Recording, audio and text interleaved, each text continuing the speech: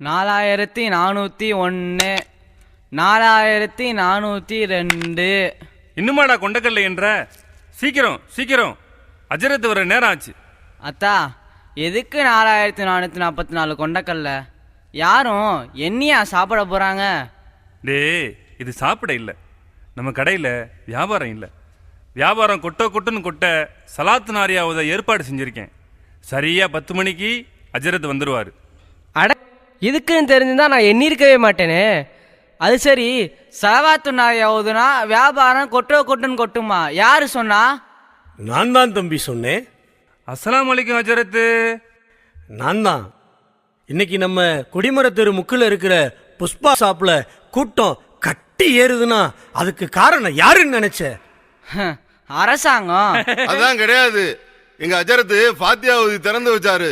அதோட பவர் தான் இன்னைக்கு கூட்டம் அள்ளுது. நாகூர் பிச்சை யாரு இது? பார்த்தா நஜாத்துக்காரை மாதிரி இருக்கிறான். இவன் சவகாசம் இருந்தாலே கடையில வியாபாரம் உருப்படாதே. நான் இவரோட மகன்தான். வியாபாரம் பெருக ஹலாலா வியாபாரம் செய்யணும். எங்கள் அத்தா ஒவ்வொரு புறாவும் கடன் வாங்கி வச்சுட்டு அந்த வட்டியை விற்கிற பொருள் மேலே வைக்கிறார். அல்லாவோட பரக்கத் கிடைக்கணும்னா ஹலாலா வியாபாரம் செய்யணும். அதுக்காண்டி சலவாத்து நாரைய ஓதுனா வியாபாரம் பெருகிடுமா? டேய், எங்க அஜரத்தை பத்தி என்ன நினைச்ச? அவரு பாத்தியா ஓதுனா வருகடல வியாபாரி கூட வைர வியாபாரியா மாறுவாரு. ஏன் நீங்க கூட நாளைக்கு அதானி அம்பானி ஆகலாம். எங்கள் அத்தா பணக்கார ஆக போறான்ற ஞானம் உங்களுக்கு இருக்கா? மறைவானதை உங்களுக்கு அறிவிக்கவும் மாட்டேன் அல்லாஹ் குரானில் சொல்கிறான். அது போக உலகத்தில் முதல் பணக்காரன் எலான் மஸ்க், அப்புறம் அதானி அம்பானி, இவங்கெல்லாம் சலவாத்து நிறைய ஓதிய பணக்காரனாங்க. தம்பி, உங்க அத்தா வேணா கடன் வாங்கியிருக்கலாம். ஆனா எங்க அஜரத்து வந்து பாத்தியா ஓதிட்டு போன பிறகு உங்க அத்தா பலருக்கும் கடன் கொடுக்கலாம். அந்த அளவுக்கு பணம் கொட்டும். அஜரத்து அந்த அளவுக்கு பணம் கொட்டுமா? கொட்டும். ஆனா என்ன அஜரத்து சந்தேகமா சொல்றீங்க? நான் உன் கடையில் செலவாத்துனாரியா ஓதிட்டு போயிடுவேன். வியாபாரம் பெருகிரும். கடன் அடைச்சிட்டு காரு பங்களான்னு வசதியாக வாழ போற. என்னைய மறந்துடாதப்பா. அஜரத்து, என் மேல சந்தேகப்படாதீங்க. நாளைக்கே எங்க வீட்டில் வந்து இருட்டு திக்கிற ஓதுங்க. இனிமே நீங்க இல்லாம நல்லது கெட்டது எதுவுமே நான் செய்ய மாட்டேன். என்னோட சக்தியை சரியா புரிஞ்சுக்கிட்ட. அல்லாஹ் திருமறை குரான்ல நாளை எதை சம்பாதிக்க போறோம் என்பதை எவரும் அறிய முடியாதுன்னு சொல்றான். ஆனா இந்த போலி ஆலிம்சா ஃபாத்தியாவதுனா வியாபாரம் பெரியன்னு பொய் சொல்றாரு. அத்தா, இதெல்லாம் நம்பி நீங்க பணத்தை கொடுத்து ஏமாந்துடாதீங்க. யார போலின்னு சொல்ற? நான் ஜமாலிடா. எங்க அஜரத்து ஒரே ஒழுவுல 9 வருஷம் தொழுத வர்றான்.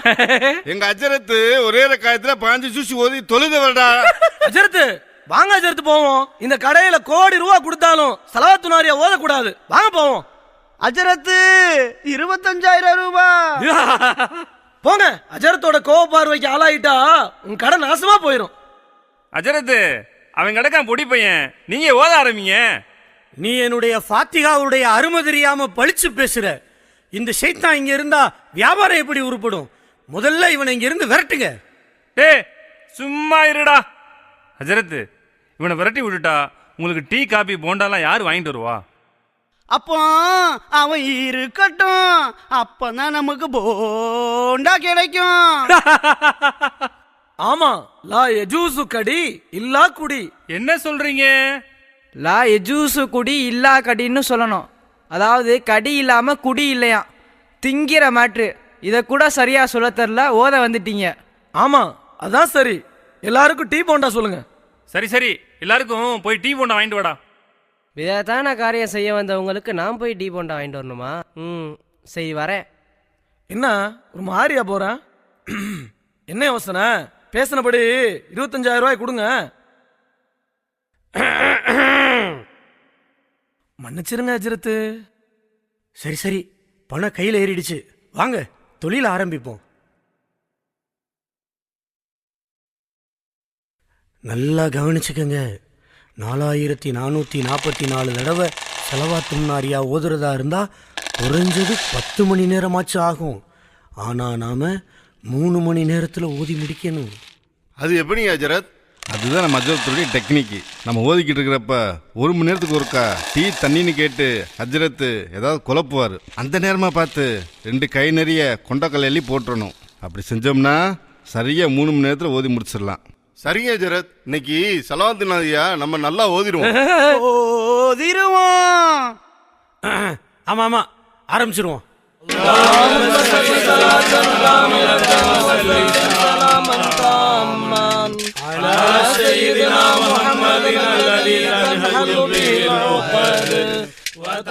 ஹஜரத், நாம இங்க ஓதிக்கிட்டு இருக்கோம். நாகூர் பிச்சையை பாருங்க, மேலே பார்த்துக்கிட்டு இருக்காரு. சலவாத்துன் நாரியா ஓதுனா பணம் குட்டுன்னு சொன்னேன்ல, அதான் மேலேயே பார்த்துக்கிட்டு இருக்கிறான் லூசு பைய. இதாண்டா நமக்கு நல்ல நேரம். கை நிறைய இருக்கிற கல்லை அள்ளி குட்டுங்க.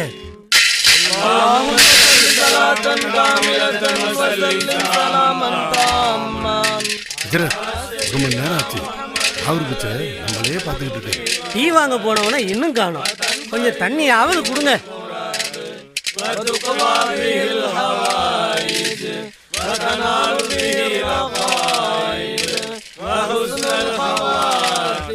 நாகூர் பிச்சை, இந்த வியாபாரத்தை கெடுத்த சைத்தான் அதோ அங்க நிக்கிறான் பாருங்க. சைத்தான காணுமேங்க அஜரத்து. எங்க அஜயத்துக்கிட்ட சைத்தானுடைய பாச்சா பலிக்குமா? சத்தமா ஓதுனவன சைத்தான் சைலண்டா ஓடிட்டான். டீ வாங்க போனவன 2 மணி நேரமா காணோம். அஜயத்துக்கு சீக்கிரம் சோடா கொடுங்க. டீ வாங்க போனவன என்ன காணா? எங்கே போனான்னு தெரியலையே. நான் போய் பார்த்துட்டு வரேன்.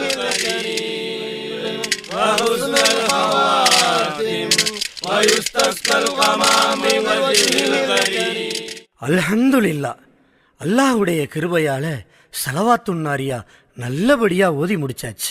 டீ போண்டா வாங்க போனவன் எங்கே போய் தொலைஞ்ச? அல்லாஹ்வுடைய வசனங்கள் கேலி செய்யப்படும் போது அந்த சபையில் நீங்கள் அமராதீன்னு அல்லாஹ் சொல்றான். அதனால ஒரு நன்மையான காரியம் செய்ய போயிட்டேன். அப்படி என்ன நன்மையான காரியம் செய்ய போன? பிதாயத் தொழிவு மாநாடுக்கு நோட்டீஸ் கொடுக்க போனேன். உங்க சண்டை அப்புறம் வச்சுக்கோங்க. எங்க அஜரத்து எவ்வளவு அழகா சலாத்து நாயை ஓதி முடிச்சாது தெரியுமா? என்னது? திக்ரன்ற பேர்ல சலவாத்து நாரைய ஓதுறதே தப்பு. அதுலயும் பிராடு வேலை செஞ்சு கொண்டக்கல்லைய ஒன்னா போடாம மொத்தமா அள்ளி போட்டு பிராடு வேலை செய்றீங்க. ஏண்டா 7 வருடம் மார்க்கம் படிச்சு எங்க ஆலிம்சா பார்த்தா பிராடுன்னு சொல்ற? ஆமா, 10 மணி நேரத்துல ஓத வேண்டியத 3 மணி நேரத்துல ஓதுனா பின்ன என்னன்னு சொல்லுவாங்க? நீங்க நியாயமான ஆளாந்தா முதல்ல இருந்து கடலையை மட்டும் எண்ணி போடுங்க பாப்போம். எங்க அஜரத்து நல்லா கடலை போடுவாரு. என்ன நாகூர் பிச்சை, உங்களுக்கு பணக்காரன் ஆகணுங்கிற ஆசை இல்லையா? பையனை பேச விட்டு வேடிக்கை பார்த்துக்கிட்டு இருக்கிறீங்க. எனக்கு மட்டும் கோபம் வந்துச்சு, நான் ஓதுன சலவாத்துன் நாரியாவை மொத்தமா அள்ளிட்டு போயிருவேன் பாத்துக்கங்க. அஜரத், அப்படி எதுவும் செஞ்சிடாதீங்க. என்னோட கஷ்டம் இவனுக்கு எங்க புரிய போகுது? கவலைப்படாதீங்க, அஜரத்து ஃபாத்தியா ஓதிட்டார்ல, இனிமேல் உங்களுக்கு பண கஷ்டமே இருக்காது. சலவாத்து நாரைய ஓதுனா பணக்காரர் ஆகலாம்னா வறுமையில வாழ்ந்த சத்திய சஹாபாக்களெல்லாம் கோடீஸ்வரால வாழ்ந்திருப்பாங்க. தம்பி, அத்தாவை ஏன் போட்டு குழப்புற? முடிஞ்சா அவருக்கு ஏதாச்சும் உதவி செய். அத்தான் நீங்க விதத்தான காரியம் செஞ்சு மறுமையில நரக நெருப்புல விழக்கூடாதுன்னு தான் நான் நபி வழியை சொல்றேன். இது மாதிரி விதத்தான காரியத்தை விட்டு வெளியே வாங்க. அஜரத்து, அவன் கிடக்கான். நீங்க இருட்டு திக்கிற ஓத நாளைக்கு சீக்கிரமா என் வீட்டுக்கு வந்துருங்க. நல்ல வேலை, பயவுள்ள திரும்ப ஓத வச்சு இம்சையை கொடுத்துருவானோன்னு பயந்துட்டேன்.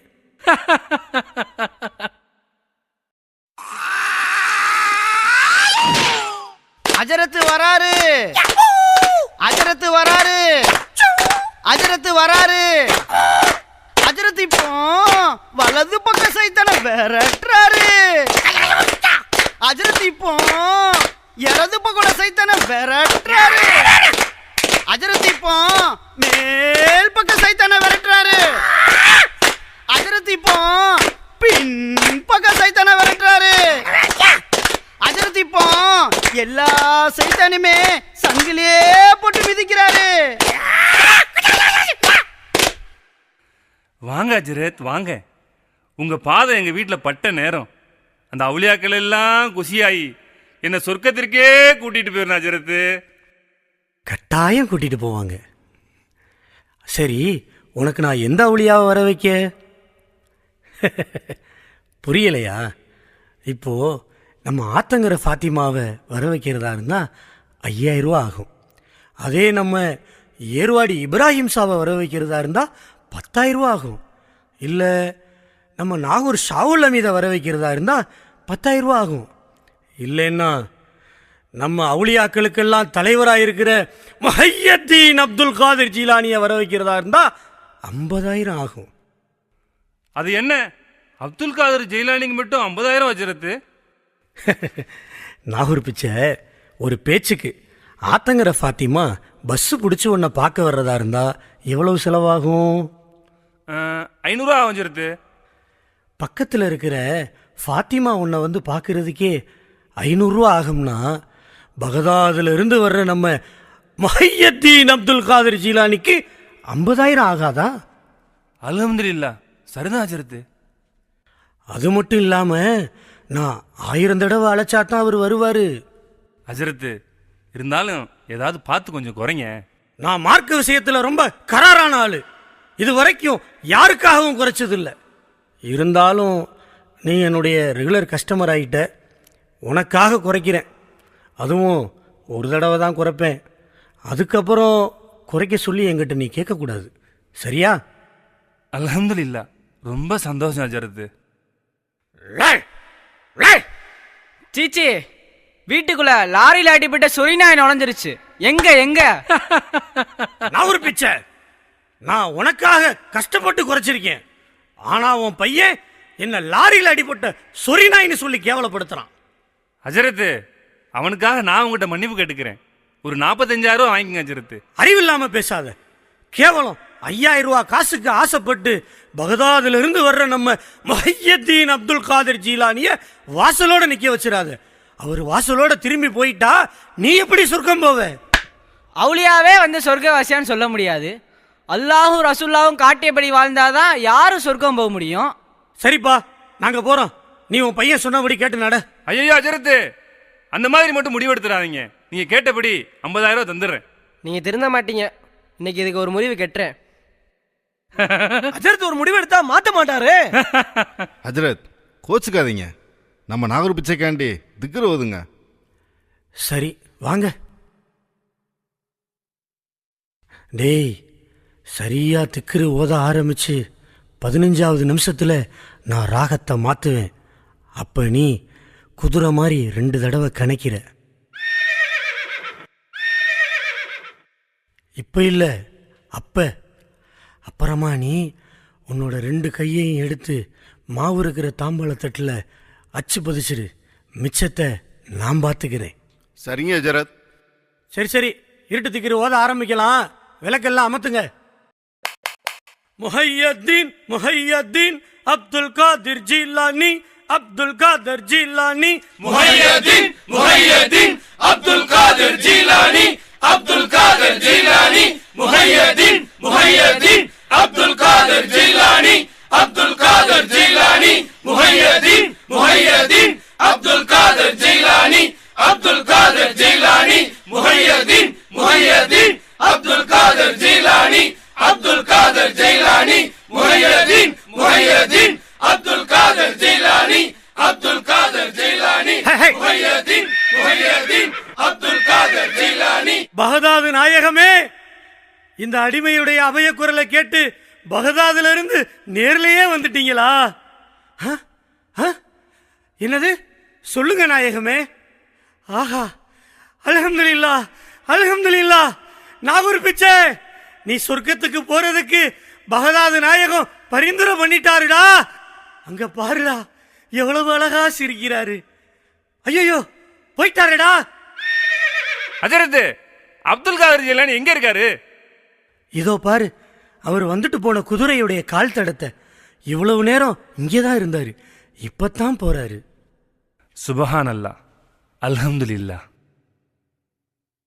என்னங்க, லைட் அணைஞ்ச நேரம் பார்த்து நம்ம வீட்ல இருந்த 25 பவுன் நகையும் 50000 பணத்தையும் காணோங்க. என்னம்மா சொல்லுற? இருட்டு திக்கிற ஓதுறதுக்கு முன்னாடி இருந்த நகையும் பணமும் காணோங்க. நாகூர் பிச்சை, பேசினபடி பணத்தை கொடுங்க. அதை தான் திருடன் தூக்கிட்டு போயிட்டானே. திருட எப்படி தூக்கிட்டு போக முடியும்? இது மாதிரிலாம் நடக்குன்னு தெரிஞ்சுதான் வெளிக்கதவை பூட்டி வச்சுட்டேன். திருடன் உள்ளதா இருக்கான். இப்ப போலீஸ் வந்து திருட யாருன்னு கண்டுபிடிச்சிரும். இங்கே ஃபோன் செஞ்ச இப்ராஹிம் யாரு? நான் தான் சார். சார், இவர் எங்க பள்ளிவாசல் ஹஜரத்து. இவர் எங்க வீட்டுக்கு திக்ருவாத வந்தாரு. இந்த நேரத்துல எங்க வீட்டுல 25 பவுன் நகையும் 50,000 பணமும் திருட்டு போயிடுச்சு. காலையில இருந்து யார் யாரெல்லாம் உங்க வீட்டுக்கு வந்தா? இவங்களை தவிர யாரும் வரல. டேய், பழி தீக்கிற நேரமாடா இது. டேய் சும்மாரா, நீயே என்ன மாட்டி விட்டுருவ போல. டே வாங்க, என்ன சொல்ல வர? என்கிட்ட சொல்லு. அதெல்லாம் ஒண்ணும் இல்ல சார். இவனுங்க சரிப்பட்டு வர மாட்டாங்க. எல்லாம் ஸ்டேஷன் நடங்க. அங்க வச்சு முட்டிக்கு முட்டி தட்டினா உண்மை வெளியில வரும்.